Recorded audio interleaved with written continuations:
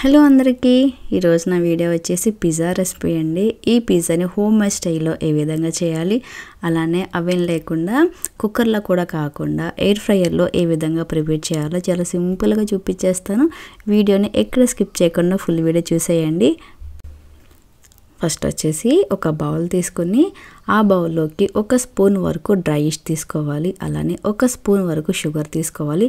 ఒక కప్పు నిండుగా గోరువెచ్చగా కాచుకున్న వాటర్ని పోసుకొని ఆ రెండు బాగా మిక్స్ అయ్యేలా కలిపేసుకున్న తర్వాత ఒక 10-15 నిమిషాలు పక్కన పెట్టేస్తారంటే అది మంచిగా పొంగి ఉంటుంది.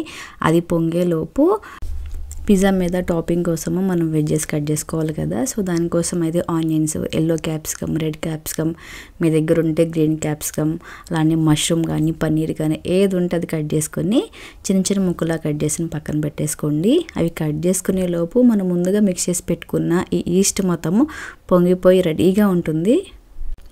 ఇంకా నెక్స్ట్ వచ్చేసి ఒక పెద్దగా ఉన్న ప్లేట్ తీసుకొని ఆ ప్లేట్లోకి ఒక కప్పు నిండుగా, ఒక పెద్ద కప్పు నిండుగా మైదా తీసుకోవాలి. అంటే మీ దగ్గర ఉన్న చిన్న చిన్న కప్పులతో 2 కప్పులు మైదా పిండి తీసుకోవచ్చు మీరు. దానిలోకి కొంచెం అంత సాల్ట్ యాడ్ చేసుకోండి. అలానే ఈ పిండి మొత్తానికి ఒక బటర్ క్యూబ్ మాత్రమే సరిపోతుంది కరెక్ట్గా. ఒక స్పూన్ ఆయిల్ యాడ్ చేసుకుని ఆ పిండి మొత్తం చేత్తో ఆ బటర్ మొత్తం మిక్స్ అయ్యేలాగా చక్కగా మిక్స్ చేసుకోవాలి. అది మొత్తం మిక్స్ చేసుకున్న తర్వాత మనం దీనిలోకి కొంచెం ఇలా పులిసి ఉంది కదా డ్రై ఈస్ట్ మొత్తం ఆ డ్రై ఈస్ట్ వాటర్ మొత్తం పోసేసుకొని చపాతీ పిండి కన్నా ఎక్కువ శాతం మెత్తగా అంటే మెత్తగా చాలా మెత్తగా మిక్స్ చేసుకోవాలి. ఒకవేళ పిండి ఎక్కువైపోయి ఈ వాటర్ తక్కువైపోయినా సరే మీరు రెగ్యులర్ వాటర్ అయినా కొంచెం కలుపుకోవచ్చు, ఏం కాదు. ఇదే స్టేజ్లో పిండి కొంచెం తక్కువైపోయినా కూడా, అంటే పిండి కొంచెం లూజ్ అయిపోయినా కూడా ఒక గుప్పుడంతా ఎక్స్ట్రా పిండి కూడా యాడ్ చేసుకోవచ్చు, ఏం పర్లేదు.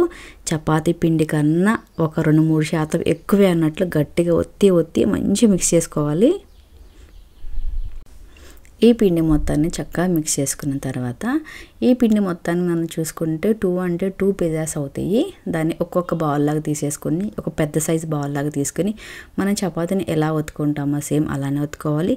కానీ మనం డస్టింగ్ కోసం పిండి యాడ్ చేస్తాం కదా కింద, అది మొత్తం ప్యూర్ మైదా కాకుండా దాంతోపాటు ఒక స్పూన్ కానీ మన బొంబాయి రవ్వ యాడ్ చేసుకుంటే తొందరగా అది స్ప్రెడ్ అవుతుంది, లేకపోతే అక్కడే ముద్దగా ఉండిపోతుంది. సో అందుకని ప్లెయిన్ పిండి కాకుండా కొంచెం రవ్వ యాడ్ చేస్తే చాలా బాగుంటుంది. కింద మొత్తం నీట్గా వచ్చేసింది, ఎక్కడ అతక్కోకుండా చక్కగా నీట్గా వచ్చేసింది. సో దానికోసమే ఒక స్పూన్ బొంబాయి రవ్వ అలానే మైదా పిండి డస్టింగ్ కోసం వాడితే చాలా నీట్గా వచ్చేస్తాయి.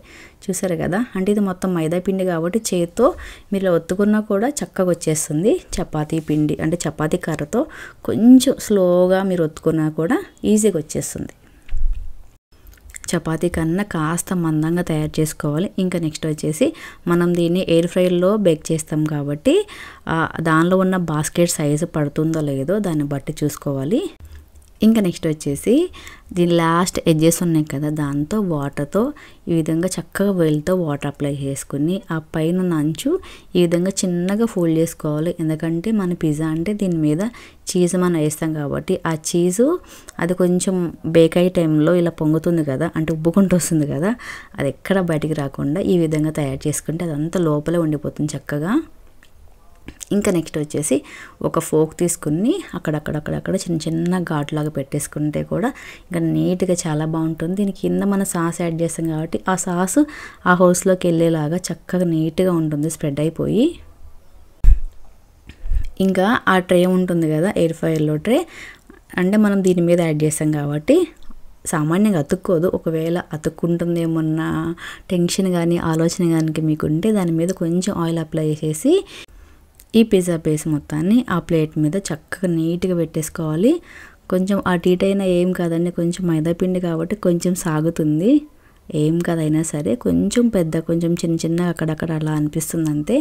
ఇంకా నెక్స్ట్ వచ్చేసి ఇదైతే ఎయిర్ ఫ్రైలో ఉన్న బాస్కెట్, ఆ బాస్కెట్ తీసేసి ఆ ప్లేట్ ఈ పిజ్జా ప్లేట్ ఉంది కదా దానిలో పెట్టేసి మనము ప్లెయిన్గా ఫస్ట్ మీరు బేక్ చేయండి. అన్నీ వేసేసి కాకుండా ప్లెయిన్గా బేక్ చేస్తేనే ఫస్ట్ ఆ బేస్ మొత్తం చక్కగా కుక్ అయిన తర్వాత దాని మీద సాసెస్ చీజ్ వేస్తే ఇంకా చాలా బాగుంటుంది. బాస్కెట్ మొత్తం పెట్టేసి క్లోజ్ చేసిన తర్వాత స్విచ్ ఆన్ చేయగానే మనకి మెనూ ఆప్షన్లోకి వెళ్ళిపోవాలి. మెనూ ఆప్షన్లో మన పిజ్జా సింబల్ ఉంది కదా, అక్కడికి వచ్చే వరకు క్లిక్ చేసి వదిలేసిన తర్వాత ఇక మనం టైం సెట్ చేసుకోవాలి. అలానే దీనిలో ఉన్న టెంపరేచర్ సెట్ చేసుకోవాలి. కాబట్టి టెంపరేచర్ ఏమో 180 degrees పెట్టుకున్నాను, టైం ఏమో 10 నిమిషాలు పెట్టుకున్నాను. ఎందుకంటే ప్లెయిన్ పిజ్జా బేస్ కాబట్టి తొందరగా కుక్ అయిపోతుంది. సో అందుకని చాలా తక్కువ టైం పెట్టేసుకున్నాను. ఈ విధంగా 10 నిమిషాల్లో ఆ పిజ్జాది కింద షీట్ ఉంది కదా, చక్కగా అది బేక్ అయిపోతుంది. ఇంకా నెక్స్ట్ వచ్చేసి దీని మీద మీకు ఏ సాస్ నచ్చితే ఆ సాసు.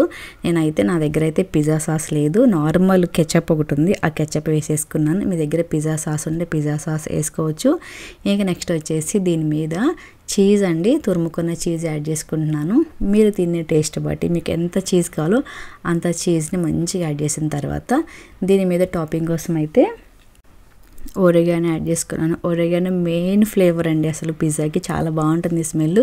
నెక్స్ట్ వచ్చేసి చిల్లీ ఫ్లేక్స్. అయితే మా పిల్లలు కొంచెం చిల్లీ ఫ్లేక్స్ తినారు కాబట్టి అది వేయలేదు, మీరు కంపల్సరీ యాడ్ చేసుకోండి. చిల్లీ ఫ్లేక్స్ చాలా బాగుంటుంది ఆ స్మెల్. ఇంక నెక్స్ట్ వచ్చేసి onion, yellow capsicum, red capsicum, మీ దగ్గర ఉంటే గ్రీన్ కానీ అంటే గ్రీన్ క్యాప్సికమ్ కానీ మష్రూమ్ కానీ ఏమైనా యాడ్ చేసుకోవచ్చు.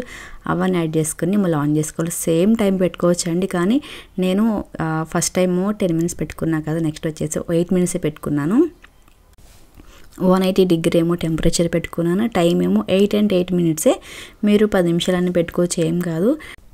చూసారు కదా 10 నిమిషాలు ఎట్లా ఈజీగా అయిపోయింది కదండి. చీజ్ మొత్తం చక్కగా మెల్ట్ అయిపోయి మంచి స్మెల్, అసలు ఒరిగానో స్మెల్ అయితే నెక్స్ట్ లెవెల్ అంతే.